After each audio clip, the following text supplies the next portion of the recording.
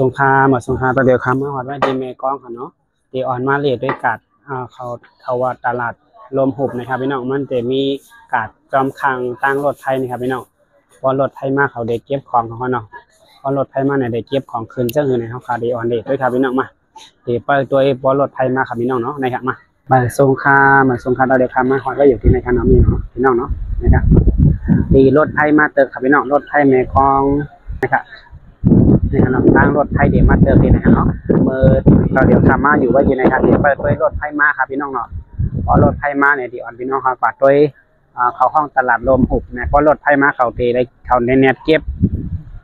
ของนะครับเนาะยันเขาวางของวางโคขายเขาไว้เหนือตั้งรถไทยครับพี่น้องเราเดี๋ยวทำมาเปิดไว้ดีแนวเขาเนาะเดี๋ยวเปิดด้วยเจ้าก่อนครับพี่น้องเนาะในครับพี่น้องจะเป็นตั้งก้าตั้งรถไทยกันเนาะในครับพี่น้องในกาดเขาจะเป็นเจ้าไหนคันเนาะพอรถไฟเดมาเนี่ยนะครับพี่น้องเดี๋ยวมีคนห้องสอนลาแล้วก็เขาเดเน็ตซิมเน็ตเก็บเน็ตลากเข้าจันเข้าดังได้ให้ในอีดิทครับพี่น้องนะครับพอรถไฟกว่าก่อนนะครับพี่น้องเนาะบางอันจ้านมีแตกก่อนเก็บค่ะกล้วยการรถไฟก็คามกว่าให้ในคันเนาะเพราะว่าแล้วรถไฟป่นกว่าก็ขึ้นออกมากลางโฮมเขาขึ้นนี่ครับพี่น้องเนาะก็ดีเลยว่าดีเกี่ยวดีเซอร์ห้างขาวเมี่ยงครับพี่น้องด้วยปลาในก็ขายหมาอุ่นในกล่อมขายดีครับพี่น้องตั้งกาตั้งเจนในขายกันเนาะ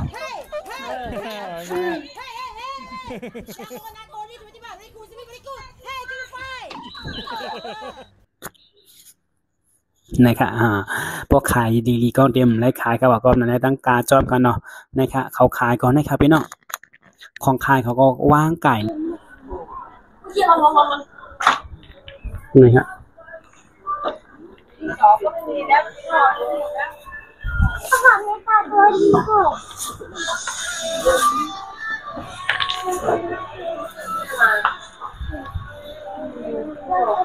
นะครับแจ๊บครับพี่น้อง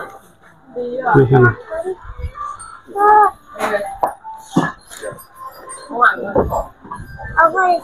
ยาท่ากันเนาะปวดยาท่านะครับจะมีตั้งกาตั้งยาท่ากันในคามกันครับเนาะกันในเรื่องเป็นที่เปิดมาพ่อแคบพางเด็ดครับพี่น้องรถไฟเตมาครับพี่น้องไม่ครับรถไฟเตมาครับพี่น้องไม่ครับ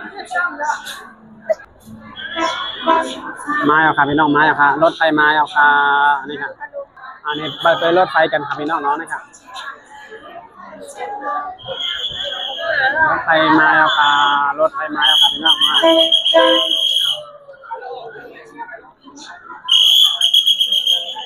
นะครับพี่น้องมาค่ะเนาะ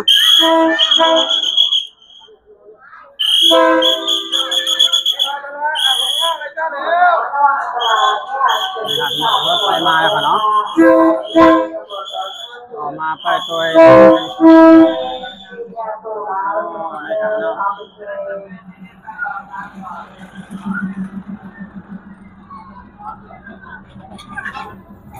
นะครับพี่น้องมาไปรถไฟครับพี่น้องเนาะ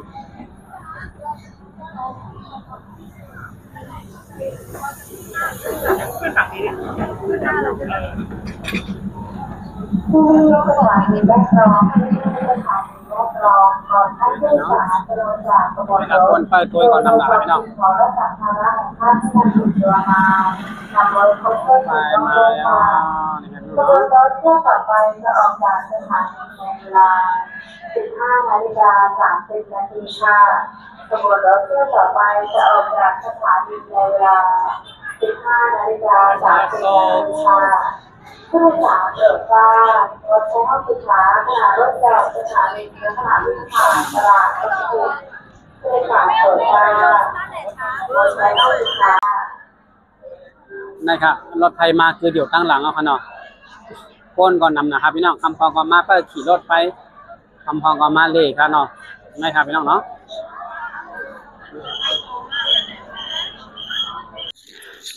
ครับหมายสงกูก็ครับคนตาคลิปในก็แต่มีมองหน้าครับพี่น้องเนาะสั่งว่าพี่น้องครับถูกใจแมนใจหลอนเฮาค่ะเฮ็ดเนี่ยก็อย่าลืมกดไลค์กดแชร์ปันแห้งใจพอครับพี่น้องเนาะจองไก่ยากกันทางคลิปนะครับหมายสงกูก็ครับ